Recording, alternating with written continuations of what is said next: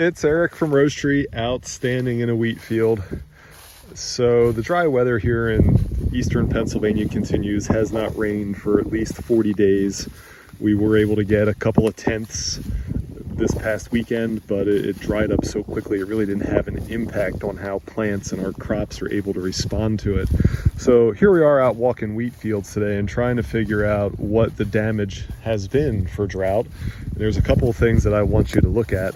So let's stop here and we'll dive into it a little bit closer. I'm going to look at individual heads here. And if you look down at the bottom, right there where my finger is, you're going to see a spikelet right there. And sometimes the spikelets have 3 kernels on them, and sometimes the spikelets will have 2 kernels on them. And every now and then I'll find a head where the spikelet actually has 4, like right there.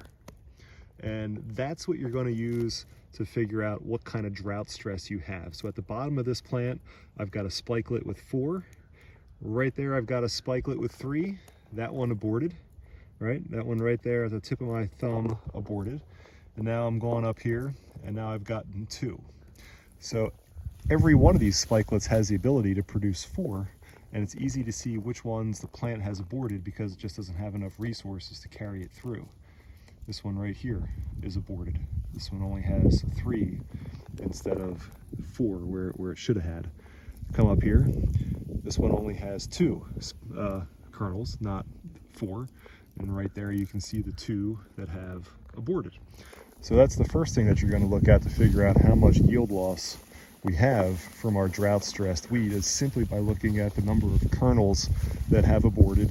And next thing we're going to look at is the actual kernels themselves. So I'm just going to take a head and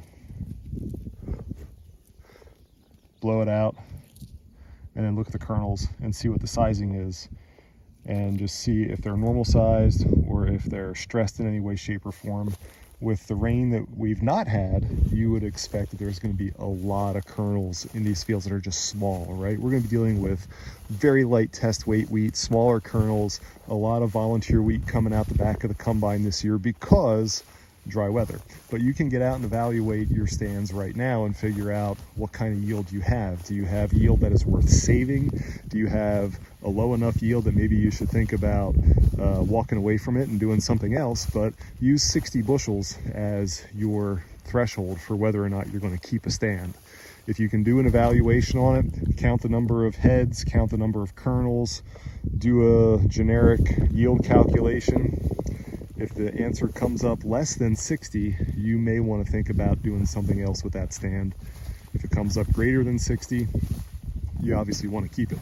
That's the criteria that we're using on limestone soils with higher yield potential.